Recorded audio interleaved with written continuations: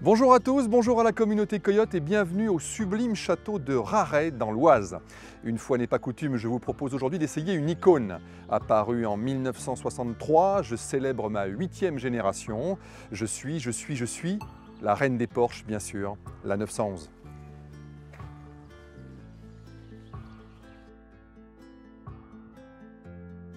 Esthétiquement, seuls les puristes feront la différence avec la précédente.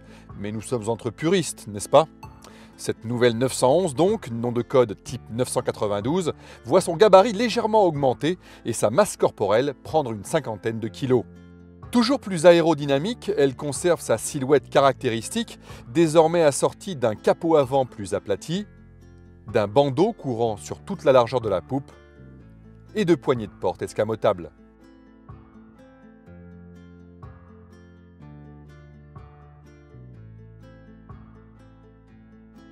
À l'ouverture des portières, les nostalgiques vont chavirer de bonheur en découvrant la planche de bord qui retrouve son horizontalité originelle.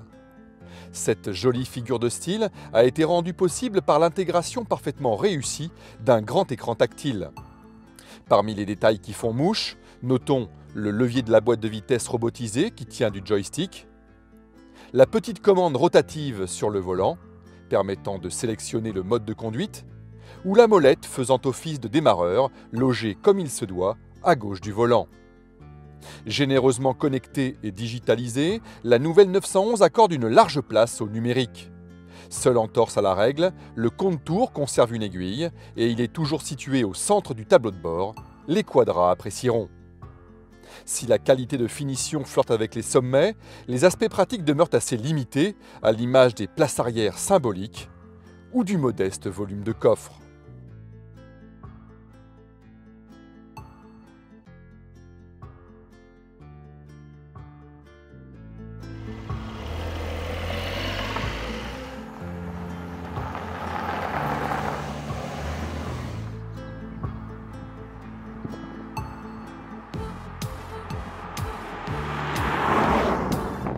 Inutile de rouler bien longtemps pour soulever une question de fond. Mais comment font-ils? Qui ça? Les ingénieurs Porsche, bien sûr, pour concevoir une automobile toujours plus facile, toujours plus sportive et toujours plus confortable. En dépit de ses dimensions légèrement revues à la hausse, la 911 n'a jamais semblé si alerte. Ses roues arrière directrices, sa direction encore plus consistante et plus directe, son châssis rabaissé, et sa suspension active ne sont pas étrangères à cette impression de stabilité absolue.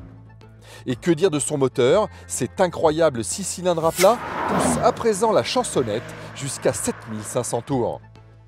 La transmission à 8 rapports n'a jamais paru si fluide et si efficace. Quant au grip exceptionnel des pneumatiques, il donne juste envie d'aller tâter du circuit.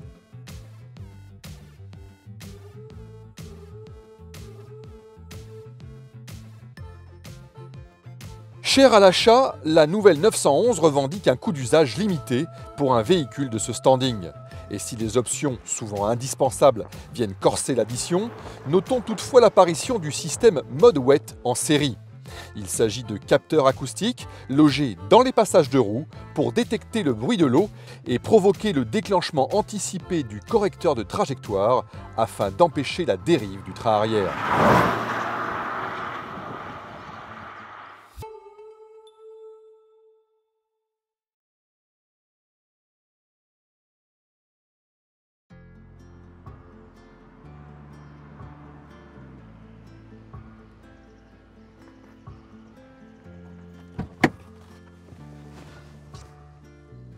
Prévoyez 122 000 € pour cette nouvelle 911 S et 8 000 € de plus environ pour une version 4 roues motrices.